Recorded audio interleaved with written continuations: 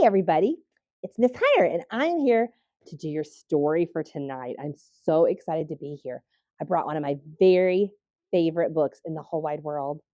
It is Horton Hatches the Egg. And I have to show you the reason that I love this book so much. When I was a little girl, the way we listened to audiobooks was on a record, and it looked like this.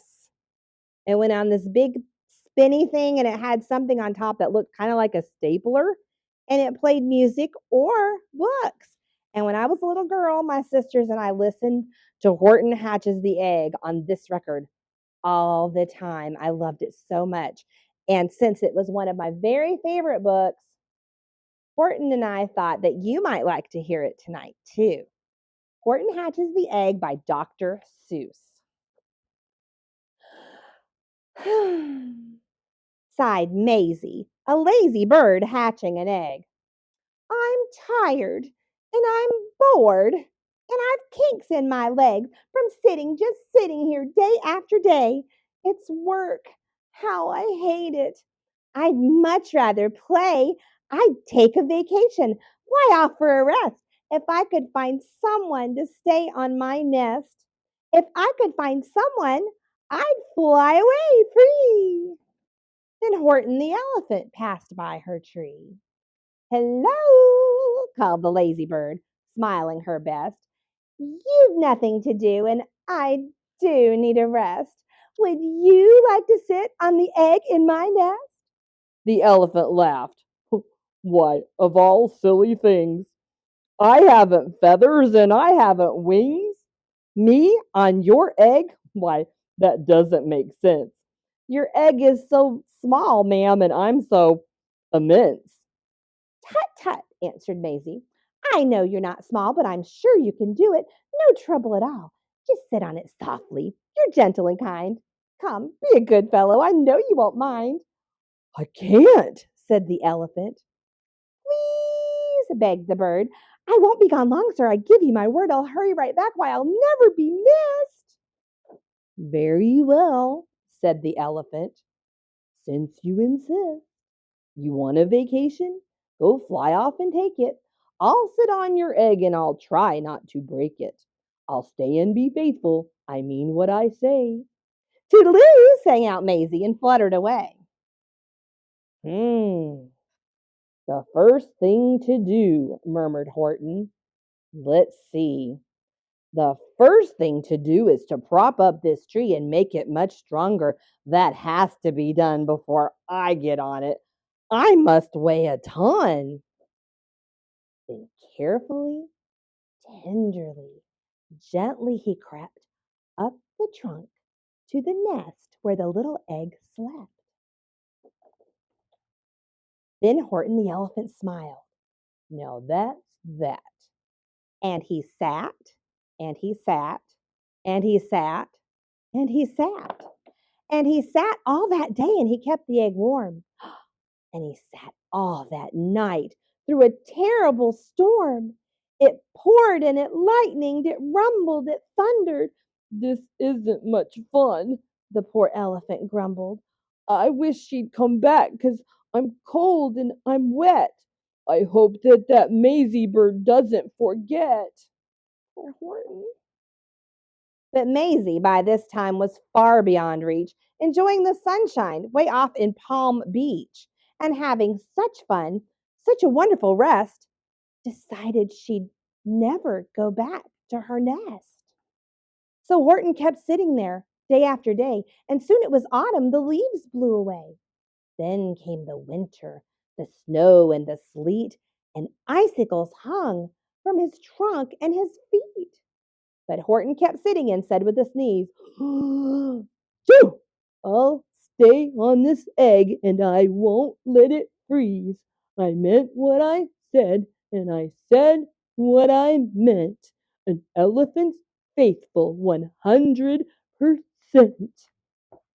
So poor Horton sat there the whole winter through. And then came the springtime with troubles anew. His friends gathered round and they shouted with glee, Look, Horton the elephant's up in a tree.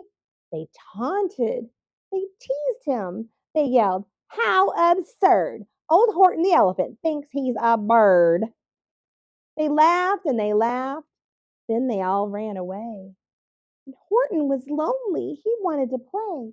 But he sat on the egg and continued to say, "I meant what I said, and I said what I meant.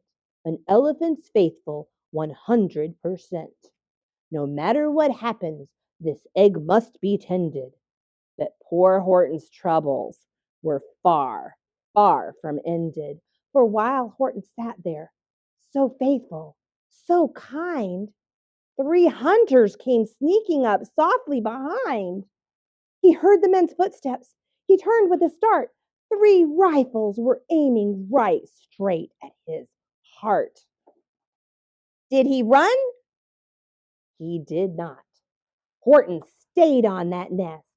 He held his head high and he threw out his chest and he looked at the hunters as much as to say, "Shoot if you must, but I won't run away. I meant what I said and I said what I meant. An elephant's faithful 100%. But the men didn't shoot. Much to Horton's surprise, they dropped their 3 guns and they stared with wide eyes. "Look!" they all shouted. "Can such a thing be? An elephant sitting on top of a tree! It's strange, it's amazing, it's wonderful new. Don't shoot him. We'll catch him. That's just what we'll do. Let's take him alive. Why, he's terribly funny. We'll sell him back home to a circus for money." And the first thing he knew, they had built a big wagon with ropes on the front for the pullers to drag on. They dug up his tree and they put it inside with Horton, so sad that he practically cried.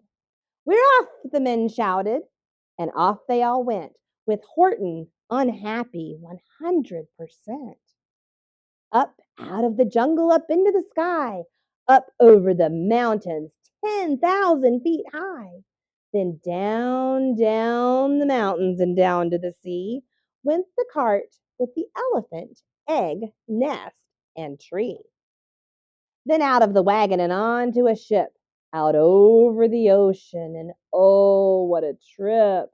Rolling and tossing and splashed with the spray.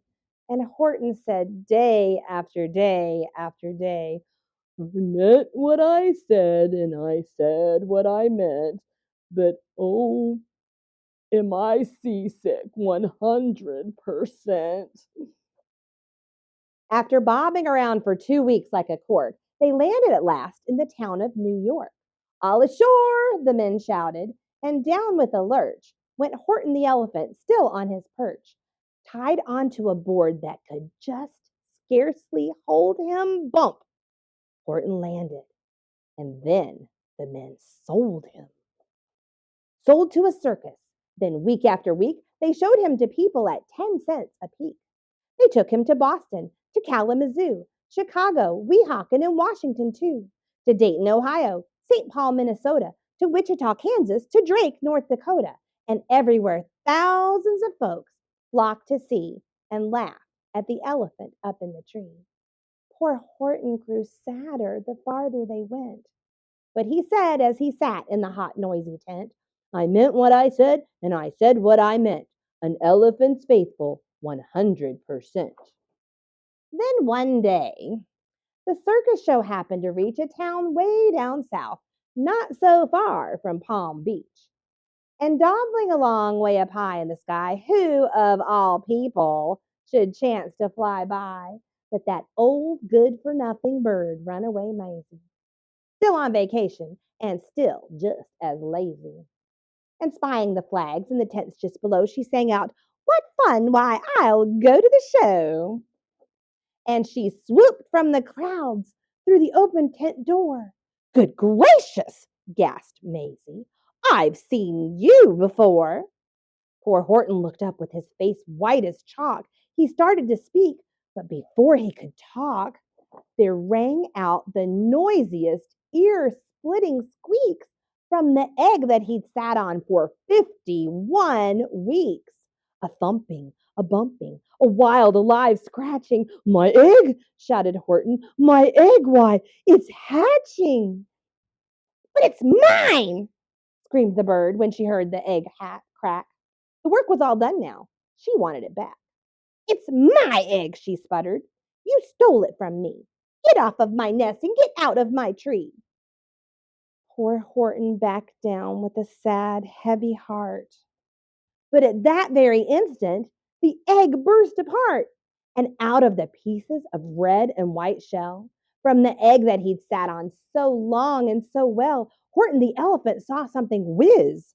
It had ears and a tail and a trunk, just like his. And the people came shouting, "What's all this about?" And they looked and they stared with their eyes popping out. Then they cheered and they cheered and they cheered more and more. They'd never seen anything like it before. My goodness, my gracious, they shouted. My word, it's something brand new. It's an elephant bird. And it should be. It should be. It should be like that because Horton was faithful. He sat and he sat. He meant what he said and he said what he meant. And they sent him home happy, 100%. Now, we know that elephants don't really talk and they can't really sit on an egg, can they?